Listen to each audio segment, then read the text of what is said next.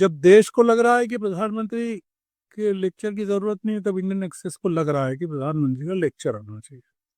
जरूरत पड़ गई होगी कि, या कहलवाया गया होगा, या उनको लगा ही होगा कि लेक्चर के लिए देश में प्रधानमंत्री से बेहतर कोई आदमी नहीं है।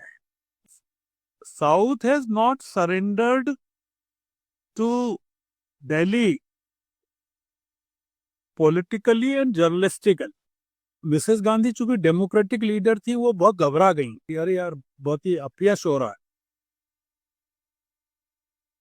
तो वो, अगर कोई उस समय इंडियन एक्सप्रेस का लेक्चर होता और वो कहते कि सिक्स फोर्थ फलाना लेक्चर, और मिसेस गांधी को बुलाते, तो मिसेस गांधी नहीं जाती।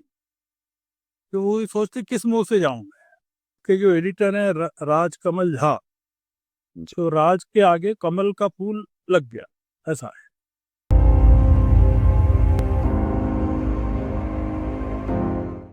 नमस्कार, मैं हूं नितीश त्यागी और आप देख रहे हैं हरकारा डीप डाइव। और मेरे साथ हैं मेरे वरिष्ठ संपादक और पत्रकार श्रवण गर्ग साहब। और हम लोग बात कर रहे हैं एक पत्रकारिता के बारे में, क्योंकि वहाँ उसमें कभी एक खास बात हुई है जहाँ पे रामनाथ गोयनका का जो 6वां भाषण देने प्रधानमंत्री नरेंद्र मोदी गए थे, जहाँ पर उन्होंने गोयनका साहब की और लोकतंत्र की और बिहार में अपनी जीत की और साथ में पत्रकारिता के बारे में भी कुछ कुछ बातें की। पर ज़्यादातर उन्होंने कहा कि भाई लोकतंत्र भारत में बहुत सही चल रहा है, पूरा दुनिया में भारत का डंका बज रहा है। और गोयनका साहब जो थे वो खासे खांटी पत्रकार थे और उन्होंने इमरजेंसी के समय बड़ी लड़ाई लड़ी थी। और श्रवण जी उस सारे समय में, मतलब उस समय के न सिर्फ एक चश्मदीद गवाह थे, उसमें एक तरह से भागीदार भी थे। और उन्होंने उस समय उनके साथ काम किया था, और गोयनका साहब जी के साथ जो काम करते थे उनके साथ भी काम किया था, प्रभाष जी के साथ में और बाकी लोगों के साथ में। तो ये एक मौजूद सवाल बड़ा पत्रकारिता को लेकर भी है भारत में, जो पिछले 11 सालों में उसका जो हाल हुआ है। और नरेंद्र मोदी जी के भाषण से वो कहीं भी लक्षित नहीं होता कि हम कितने बुरे समय में हैं, सूचना के, पत्रकारिता के, लोकतंत्र के। और जिन सवालों को लेकर हम सब शायद अपने जहन में जिससे जूझते रहते हैं उनके बारे में। तो ये दो अलग अलग हिंदुस्तान के बारे में शायद बात हो रही है। तो श्रवण जी, ये जो मतलब इसमें एक तो जो मोदी साहब ने जो कुछ कहा और साथ में उसके जो अंतर्विरोध है, उनके बारे में आप क्या सोचते हैं? देखिए, अगर आपने इंडियन एक्सप्रेस का मास्टहेड देखा हो पहले पन्ने पर, ऊपर सबसे ऊपर लिखा रहता है जर्नलिज्म ऑफ करेज। जी। ज्यादातर लोग वो उसी से या तो प्रेरित हो जाते हैं या मिसलीड हो जाते हैं। एक जमाने में उससे वो प्रेरित होते थे, अब उससे मिसलीड हो रहे हैं। ये मतलब थोड़ा सा काल का डिफरेंस है। जब मैंने पहली बार पढ़ा, खबर पढ़ी कि अ, छठा रामनाथ गोयनका लेक्चर प्रधानमंत्री दे रहे हैं, तो मुझे धक्का लगा। It was a shock and you know disbelief. यार ये क्या हो गया? तो मैंने फील किया कि या तो कोई गहरी जरूरत पड़ गई इंडियन एक्सप्रेस को, या इंडियन एक्सप्रेस से कहा गया कि भाई आप ये कीजिए। होता है ऐसा, आपने देखा होगा ना इंडियन एक्सप्रेस में, टाइम्स ऑफ इंडिया में, हिंदुस्तान टाइम्स, ये बड़े बड़े लोगों के आर्टिकल छपते हैं जो सरकार में हैं, उनके जी। मंत्रियों के। तो आप सोचिए कि मंत्रियों को कब टाइम मिलता होगा, पर छपते हैं। तो जरूरत पड़ गई होगी कि, या कहलवाया गया होगा, या उनको लगा ही होगा कि लेक्चर के लिए देश में प्रधानमंत्री से बेहतर कोई आदमी नहीं है। ये भी हो सकता। 11 साल में इंडियन एक्सप्रेस को पहली बार लगा कि जब देश को लग रहा है कि प्रधानमंत्री के लेक्चर की जरूरत नहीं है, तब इंडियन एक्सप्रेस को लग रहा है कि प्रधानमंत्री का लेक्चर आना चाहिए। तो एक चिंता ये हुई कि अब अगर कोई बचा ही नहीं है तो फिर अगले 7वें लेक्चर के लिए किसको बुलाएगा इंडियन एक्सप्रेस। मतलब बहुत बड़े आदमी को बुला लिया, अब उनसे नीचे के आदमी को तो बुलाएगा नहीं इंडियन एक्सप्रेस। तो फिर मुझे लगा कि शायद भागवत साहब को बुला ले, एक वो बैलेंसिंग एक्ट के तहत। वही हो सकते हैं, क्योंकि सोनिया गांधी को तो बुलाएंगे नहीं, राहुल गांधी को भी नहीं बुलाएंगे। जैसा कि मैंने शुरू में कहा कि जो खबर थी वो एक डिसबिलीफ की थी कि यार ये कैसे हो गया, जर्नलिज्म में ये कैसे हो गया जी। और क्योंकि मैं कारण बता रहा हूं कि हम लोग रामनाथ गोयनका जी से मिलने जाते थे इंडियन एक्सप्रेस में बहादुर शाह जफर मार्ग पर। तब वो बहुत उस समय का मैं याद करूं तो घुसते से ही फर्स्ट फ्लोर, ग्राउंड फ्लोर पे बाएं हाथ पर एक बड़ा पॉश गेस्ट हाउस होता था और दाहिने हाथ पर इंडियन एक्सप्रेस और फाइनेंशियल एक्सप्रेस का दफ्तर होता था, और भी दफ्तर होते थे। उस समय तो बेसिकली इंडियन एक्सप्रेस ही हुआ करता था, फाइनेंशियल एक्सप्रेस हुआ करता। और तो हम जाते थे प्रभाष जोशी जी के साथ में। प्रभाष जोशी जी का चैनल वो जेपी के कारण खुल गया था उनके साथ, नाना जी के कारण भी।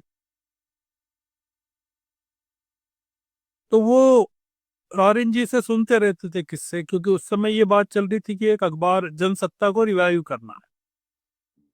तो वो बताते थे कि पिछला जनसत्ता उन्होंने किस कारण से बंद किया, उसकी भाषा को लेकर उनको आपत्ति थी और शब्दों को लेकर।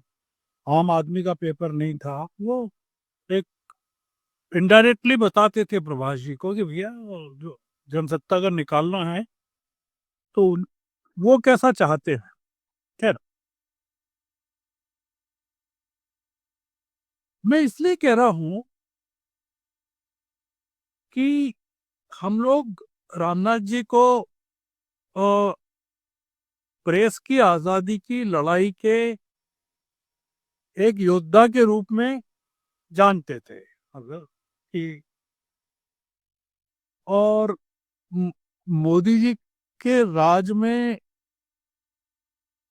खासकर उनकी याद इसलिए आती थी कि मीडिया की आजादी को पूरी तरह से समाप्त कर दिया गया है पिछले 11 सालों।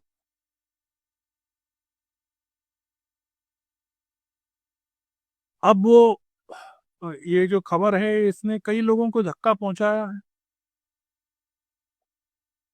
लेक्चर ने तो और ज्यादा पहुंचाया है जो प्रधानमंत्री ने दिया। मतलब जले पर नमक टाइप अगर कहें तो साकेत गोखले ने जैसा ट्विटर पर लिखा कि भाई प्रधानमंत्री का स्थान तो श्रोताओं के बीच होना था, और वो उन पत्रकारों को सुनते जिनको टारगेट किया गया है या हो। अब वो चीज तो एक ये है कि हो थोड़ी सकती है, मतलब कई चीजें हम सोचते हैं। तो पीएम अगर श्रोताओं में बैठते हैं तो फिर आयोजक कहाँ बैठते हैं।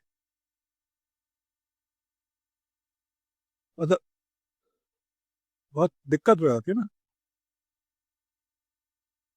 तो मैंने, क्या होता है कोई एक घटना ट्रिगर होता है, फिर आप you slip into your past. तो मुझे याद आने आ गया 74 का जमाना याद आया, जब हम एक्सप्रेस में काम करते थे। मतलब बेसिकली 74 में मैंने ज्वाइन किया था जी एक्सप्रेस। और पहले हम लोग प्रजानीति में वो एवरी मेल्स निकला, उसमें हम लोग जुड़े हुए थे। वो अंग्रेजी का था, उसमें भी हम लोगों के दोस्त सारे थे। और फिर ये प्रजानीति उसका हिंदी निकला, उसमें हम लोग थे। मैं था, प्रभाष जी तो थे ही, प्रफुल्ल चंद ओझा मुक्त थे, अनुपम मिश्र थे, मंगलेश डबराल थे, बहुत सारे लोग थे। अब ये जो 74-75 का जमाना बड़ा क्रूशियल था हम लोगों की जिंदगी में। और उस समय एक्सप्रेस के फ्लोर पर जो काम करने वाले लोग थे, जिनसे रोज ही हम लोग टकराते थे, देखते थे जिनको, या बात करते थे कभी कभी, तो जैसे एस मुलगांवकर थे, अजीत भट्टाचार्य जी थे, कुलदीप नैयर थे, अरुण शोरी थे, एच के दुआ थे, पी नरसिम्हन थे, प्रेम शंकर झा थे, और the great cartoonist Abu Abraham थे। जी। तो वो कई बार क्या होता था कि हम वहाँ बैठते, मैं अंग्रेजी में भी जब काम करता था 76 में फाइनेंशियल एक्सेस में, या हिंदी में भी, अंग्रेजी में शायद मुझे याद है, तो वो मुझे दिखाते थे कार्टून कि आज ये दे रहा हूँ। तो नाउ यू रिमेम्बर कि अरुण शूरी जैसा आदमी था जिन्होंने अंतुले को गिराया, अंतुले के खिलाफ लिखा। मतलब भारत की पत्रकारिता, अंग्रेजी पत्रकारिता के श्रेष्ठ चेहरे, आइकॉन्स उस समय थे, और हम गर्व महसूस करते थे कि यार एक्सप्रेस बिल्डिंग में हम काम कर रहे हैं। तो मेरे जैसे और भी लोग होंगे, तो कुछ तो बचे ही होंगे जो रेट्रोस्पेक्ट में रामनाथ गोयनका लेक्चर को देखने, पीछे मुड़ के देखने लगे। और वो जब आप पीछे मुड़ के देखते हैं तो ये सोचते हैं कि यार ये जिसने आपातकाल में लड़ाई लड़ी थी प्रेस की आजादी की, तो फिर क्या वो अभी भी लड़ रहा है क्या, कि नहीं लड़ रहा है? तो पीएम की उपस्थिति अचानक से आपको एक नए उस पर डाल देती है बहुत पर। और आप सोचते हैं यार ये तो मामला गड़बड़ हो गया। अब आप सोचिए, पीएम ने अपने भाषण की शुरुआत ऐसे की, आज हम ऐसी विभूति के सम्मान में यहाँ आए हैं जिन्होंने भारतीय लोकतंत्र में पत्रकारिता, अभिव्यक्ति और जन आंदोलन की शक्ति को नई ऊंचाई दी। बिहार आंदोलन का भी जिक्र किया, नानाजी का किया, जेपी का किया, आपातकाल का किया।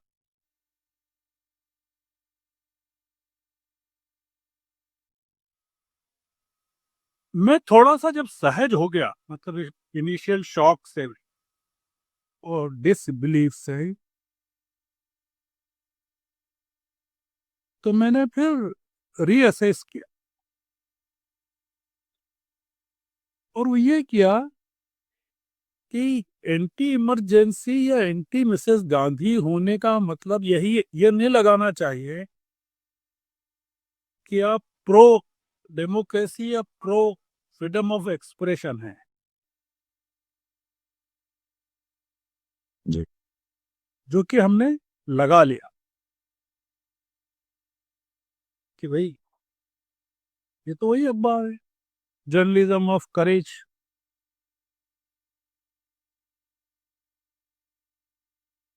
तो मैं फिर पुरानी चीजों को, कई चीजों को टटोलने लगा। उसमें ये भी शामिल था कि फिरोज गांधी जो हैं, वो किसी समय वहां काम करते थे गोयनका जी के यहाँ। ऐसा मुझे किसी ने बताया कि वो वर्किंग फॉर सम टाइम, ऐसा किसी ने कहा था। वो जमाना था देवदास गांधी हिंदुस्तान टाइम्स में रहे होंगे। अब मैंने सोचा कि इंडियन एक्सप्रेस ने एक प्रधानमंत्री को बुलाकर कोई गलती नहीं की। मैंने जब चीजों में नए सिरे से सोचा, मतलब थोड़ा सा प्रैक्टिकल होकर सोचा मैंने।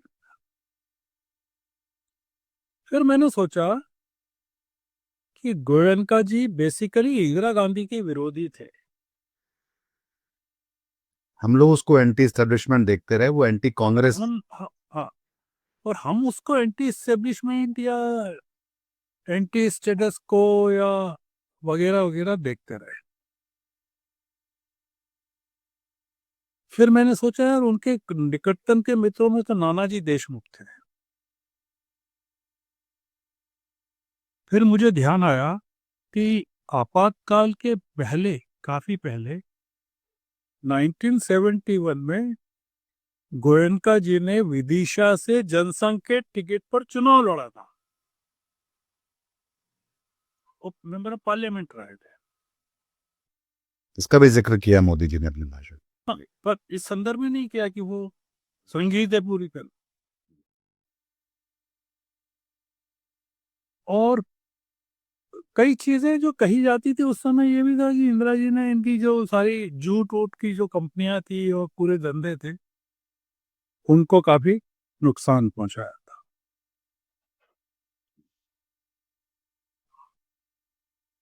अब पीएम ने जो कहा, अ, मतलब इसलिए कि आपातकाल उसके बाद आया था, तो हमको काफी चीजें आसान हो जाएंगी सोचने में कि इन्होंने आपातकाल का विरोध क्यों किया था। तो हम सब लोगों का उपयोग किया गया उसमें, जैसा कि अखबार करते हैं। जैसा कि मुझे लगता है कि मैंने जहां जहां काम किया वहां सब मालिकों ने मेरा उपयोग किया, अगर मैं पीछे मुड़ के देखूं, क्योंकि वो बेसिकली धंधे कर रहे थे और जिस समय जो सत्ता थी उसके साथ थे। और अब सत्ता बदल गई तो उन्होंने भी बदल लिया सब कुछ, हम वही रहे। तो पीएम ने अपने लेक्चर में जो कहा, आपने देखा शशि थरूर ने उसकी जमकर तारीफ की। ये वो कांग्रेस की बैठक में नहीं गए, और जो ये वोट चोरी का रिव्यू और बिहार को रिव्यू के लिए उसमें नहीं गए शशि थरूर। जी। वो उन्होंने उनकी तारीफ की। शशि थरूर। अब मैं, जैसे क्या होता है कि आप बहुत सारी जब कुछ एक घटना होती है तो आप कई घटनाएं देखते हैं। तो मुझे याद आया कि राहुल गांधी ने एक आर्टिकल लिखा था इंडियन एक्सप्रेस में 7 जून 2025 को। और वो था ये महाराष्ट्र की मैच फिक्सिंग के बारे में, मतलब जो इन्होंने चुनाव फिक्स किया था उसके बाद। बहुत ही वेल स्टडीड आर्टिकल था, काफी समझदारी से लिखा था। एक्सप्रेस ने उसको छाप दिया अपने ओपिनियन पेज पर। और उस आर्टिकल के आखिर में लिखा, the writer is the leader of the opposition in the Lok Sabha, ये भी लिखा। उसमें पूरे डाटा वाटा थे और काफी उन्होंने रिसर्च करके या करवा के जो भी होगा लिखा। पर वो कन्विक्शन के साथ लिखा गया आर्टिकल था, पर कन्विक्शन के साथ छापा नहीं गया था। It was publish under pressure, या ये बताने के लिए कि हम प्रेस की आजादी में यकीन करते हैं या एक्सप्रेशन में यकीन करते हैं। पर आपको आश्चर्य होगा क्या हुआ। द वेरी नेक्स्ट डे, अगले ही दिन, सेम मतलब आज आर्टिकल छपा, अगले दिन इंडियन एक्सप्रेस के दो करस्पॉन्डेंट्स ने राहुल गांधी के आर्टिकल का पोस्टमार्टम किया और वो छपा, और उसमें बताया कि इसमें क्या क्या गलतियां हैं जो डाटा से मैच हुई। ये हिस्टोरिकल है कि आपके ओपिनियन पेज पर किसी का आर्टिकल छपा है और आपके ही करस्पॉन्डेंट उसकी चीर फाड़ करके वो बता रहे हैं रीडर्स को कि ये तो इसमें ये गलतियां।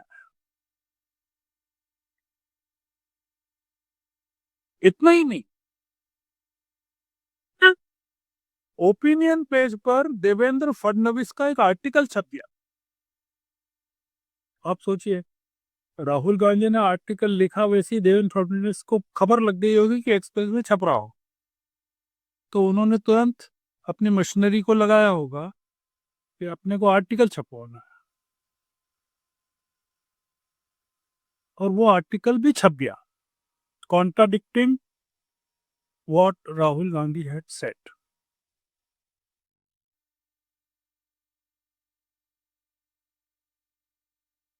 अब आप सोचिए, हम जो सोचते हैं कई बार, after having spent so many years in journalism, 50-60 साल देने के बाद, उत्तर भारत में क्या कोई अखबार बचा है? उत्तर भारत कोई एक भी हिंदी या अंग्रेजी का अखबार बचा है क्या, जो हकीकत में जर्नलिज्म ऑफ करेज कर रहा हो? मैं वो केवियट के साथ कह रहा हूँ, हो सकता है कोई हो, तो मुझे पता नहीं हो, मैं पढ़ता नहीं हूँ। मैं बात नहीं कर रहा हूँ, टेलीग्राफ की बात नहीं कर रहा हूँ, ये ईस्ट की बात नहीं कर रहा हूँ, मैं केवल नॉर्थ और नॉर्थ वेस्ट की बात कर रहा हूँ। आप सोचिए कि नॉर्थ और नॉर्थ वेस्ट में पॉपुलेशन कितनी है, कितने स्टेट्स हैं और कितने स्टेट्स हैं,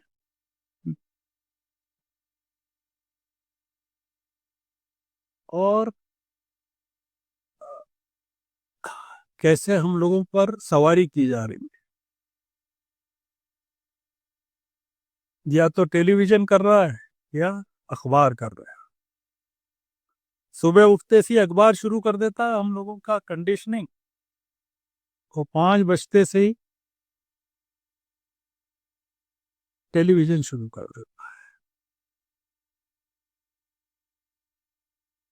आपको साउथ में ये नहीं मिलेगा जनरल, प्रोजेक्ट के पार ये चीज आपको शायद नहीं देखने को मिले। एक्सेप्शंस आर देयर साउथ में भी। जैसे जैसे मैं ये कहूं कि south has not surrendered to Delhi politically and journalistically. चाहे मिसेस गांधी की रिजीम रही हो या मोदी जी की रही हो, किसी की रही हो,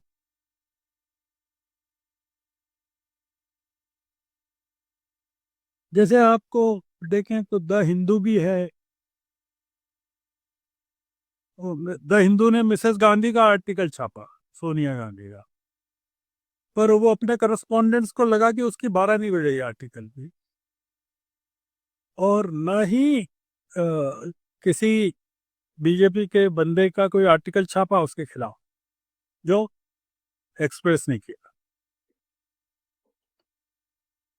या जैसे मैंने हिंदू का सब्सक्राइबर हूँ मैं, डेक्कन हेराल्ड का हूँ मैं, डी डेक्कन हेराल्ड क्रॉनिकल का हूँ मैं, they are reasonably good papers.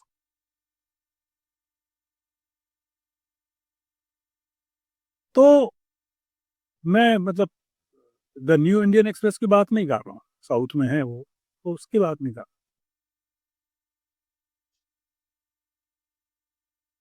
तो ये जो कार्यक्रम हुआ दिल्ली में, इसने क्या किया है कि वो जो एक्सप्रेस ने एक जो नकाब ओढ़ रखी थी, उसको बेनकाब कर,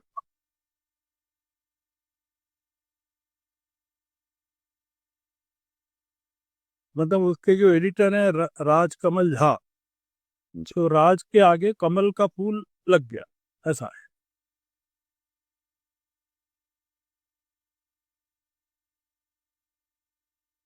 हमको जब इस तरह की घटनाएं होती हैं तो धक्का लगता है। वो इसलिए ज्यादा धक्का लगता है कि इंडियन एक्सप्रेस का कोई सर्कुलेशन तो महान है नहीं, मेरे को, पर वॉइस है, एक क्रेडिबिलिटी है। और वो अगर वो भी अगर दांव पे लग जाए तो फिर नुकसान बड़ा होता है। मतलब टाइम्स ऑफ इंडिया का कुछ हो जाए ऐसे तो किसी को धक्का नहीं लगेगा, वो तो मान के चलते हैं कि जी, या दैनिक भास्कर का लग जाए तो भी कुछ नहीं लगेगा। भाई I I give my 20 years to build Dainik Bhaskar, पर आज मैं देखूं तो मेरे को धक्का तो लगता ही, रोज ही लगता है, सुबह उठते से ही लगता है। और इंडियन एक्सप्रेस को देख के लगा था, पर फिर मैं सहज हो गया, मैंने कहा अरे नहीं यार, ये जबरदस्ती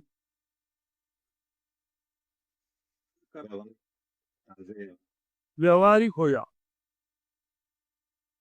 तो ये जो आपने टॉपिक रखा मीडिया से संबंधित, बहुत कम लोग बचे हैं। जैसे मैंने अखबारों की बात की, पर जैसे द वायर जैसी एजेंसी है, अब कहाँ है आप बताइए, और कौन सी है, कौन है?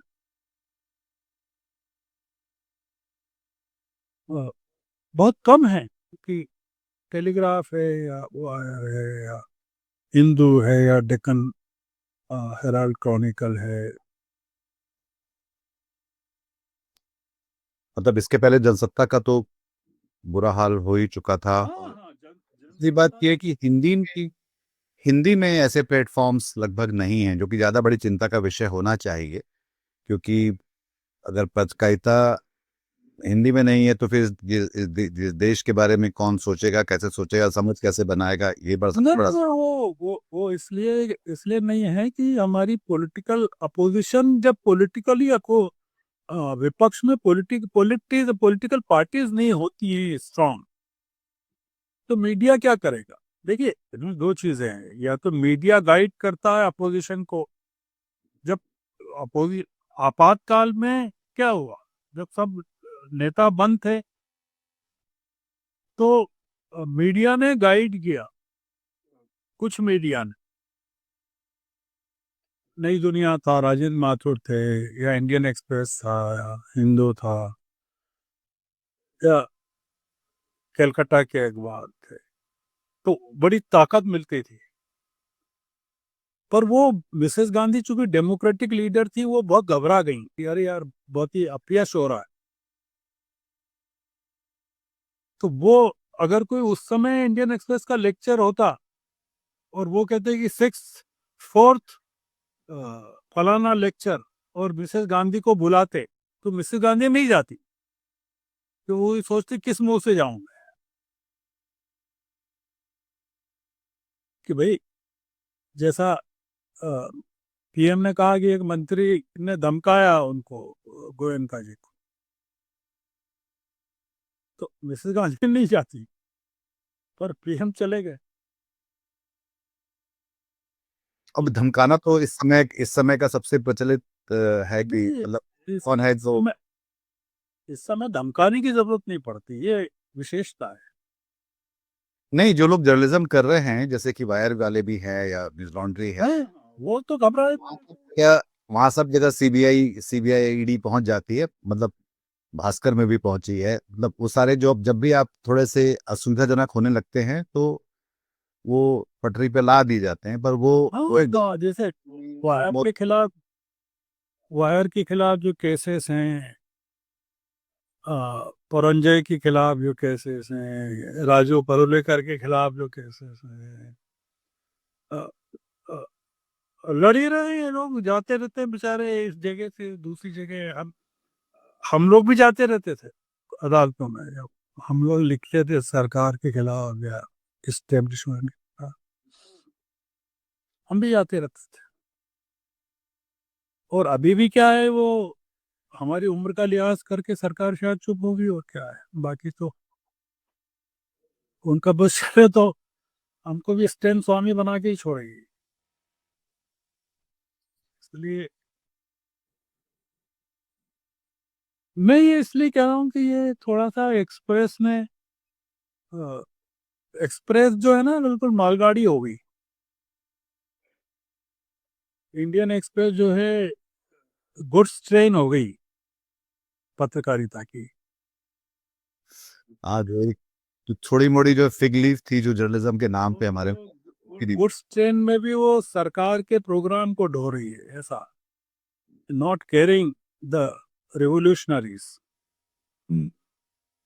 carrying the burden of the government। तो ऊपर लिख रहे हैं कि जर्नलिज्म ऑफ करेज।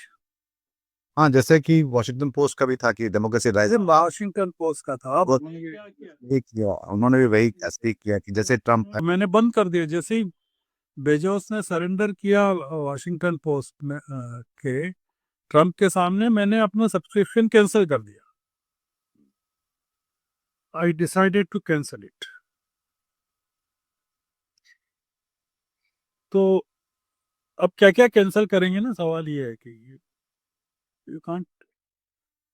पर हम सब ये साथ सोच सकते हैं, उसके बारे में बात भी करनी चाहिए कि पिछले 11 सालों में जर्नलिज्म में या फ्रीडम, प्रेस फ्रीडम की भारत में रेटिंग किस तरह से घटी है, किस तरह से आरटीआई इस देश में लगभग खत्म किए जाने की कगार पर है, किस तरह से देश को नहीं पता कि पीएम केयर जो कोविड के समय था उसका उसका हिसाब किताब क्या है, वो पारदर्शी क्यों नहीं हो सकते, उसको लेकर मैं जवाब मैं आपको एक किस्सा बताता हूँ, मैं लिखूंगा दे। Some time. निठारी कांड हुआ, आपको, अगर आपके दर्शक इनको पता हो, बच्चों को, तो मैं उस समय अहमदाबाद में था और मैं दिल्ली आया और एयरपोर्ट से सीधा निठारी गया, और मैं वहां देखा मैंने सब कुछ, and I was terribly shocked, upset. और फिर दफ्तर जाके आर्टिकल लिखा निठारी। काफी साल हो गए, 18-20 साल, 18-20 साल हो गए, छपा वो, गुजराती में ट्रांसलेट होकर दिव्य भास्कर में भी छपा। ठीक, अहमदाबाद वापस पहुंचा, वाइब्रेंट गुजरात चल रहा था, तो मैं वाइब्रेंट गुजरात देखने चला गया। वहां पे मंच पे ये सब अंबानीज और अडानीज और सब थे, तो खत्म हुआ वाइब्रेंट गुजरात। तो मैंने कहा यार चलो मोदी जी से नमस्कार कर लिया। तो मोदी जी के आसपास काफी लोग, भीड़ थी, कुछ लोग घेर के खड़े थे। वो कार में बैठने जा रहे थे कि उतर गए, फिर रुक गए, और मेरे पास आके बोलते हैं, श्रवण भाई मैंने आपका आर्टिकल पढ़ा निठारी पर, बहुत अच्छा लगा, और लिखा आपने, ऐसे ही लिखते रहिए। मैंने कहा वाह यार, बड़ा, वो जानते तो है ही, मतलब ही हैज बीन नोइंग मी, आज भी जानते हैं। अभी 8-10 दिन पहले निठारी का जो दूसरा आरोपी है कोहली, वो भी छूट गया। पहला तो पंढेर तो छूट ही गया था, जी। दूसरा, आई वाज शॉक्ड, मुझे इतना धक्का लगा। और अब जो स्टोरीज पढ़ रहा हूँ वो बच्चों के माँ बाप की, वहाँ के लोगों की, और मुझे मोदी का कहा हुआ याद आ रहा है। शौन भाई बहुत अच्छा लगा। लिखा रहे। तो मोदी जी के राज में हो गया ये। तो क्या होता है, ये बहुत सारी चीजों को जब आप याद करते हो, रिट्रोस्पेक्ट में देखते हैं, तो आपको खुद को बहुत धक्का लगता है। तो ये एक्सप्रेस भी निठारी कांड है मेरे लिए। ये जो लेक्चर जो है ना, वो भी एक तरह का वही है। बहुत। जी। खत्म करें मेरे ख्याल से। हाँ बिल्कुल, इसको यहीं पे खत्म करते हैं और आगे फिर बात करेंगे। अ, बहुत शुक्रिया आपका। और इस बीच आप देख सकते हैं कि हिंदुस्तान में पत्रकारिता कहाँ पर है। आपको जिस जिस आधार पे आप इस देश के बारे में अपनी सोच समझ बनाते हैं, उसके स्रोत कहाँ पर हैं। उन स्रोत में ही, मतलब जिसको बोलते हैं ना, कुएं में ही अफीम मिली हुई है, तो वो भी देखने की बात है, समझने की बात है, सवाल करने की बात भी है। और खास तौर पर हिंदी में जो एक तरह से बहुत ज़्यादा, जहाँ पर चौंध बहुत ज़्यादा है, और जो सूचना समाचार खबरें होनी चाहिए वो तो वैसे भी नहीं आ रही। और जब इंडियन एक्सप्रेस की इस बात को लेकर हर हर वो व्यक्ति जो शायद पत्रकारिता में था, मुझे मतलब देखते हैं कि अगर अगर बात हो सके तो, मतलब मैं सोच रहा था कि अरुण शौरी क्या सोचते होंगे ये देखकर, या शेखर गुप्ता क्या सोचते होंगे कि नहीं, अरुण शौरी तो बाद में सरकार के मंत्री हो गए इसी राइट के। ये बाद में मोहभंग के भी शिकार हुए जब वो। और शेखर गुप्ता के बारे में कहा था कि वो तो is writing for the government. जी जी। तो ये सब भी है कि हम जिन चीजों को लेकर हम समझते थे कि ये, और जिनको देखकर शायद हम जर्नलिज्म कि एक तरह से मानक जिनको माना जाता था, वहां पर जब आप किसी को बदलता देखते हैं तो शायद थोड़ी सी परेशानी होती है।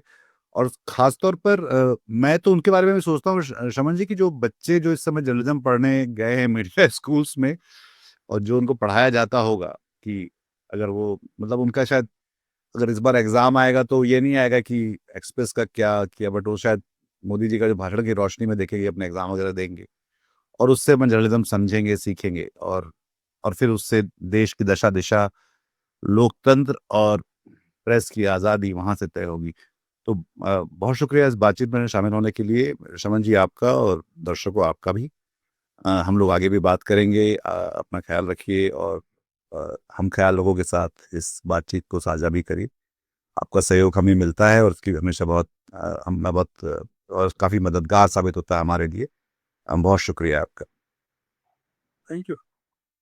आज की ताजा खबर, आज की ताजा खबर, आज की ताजा खबर। आओ काका जी इधर, आओ मामा जी इधर, सुनो दुनिया की खबर।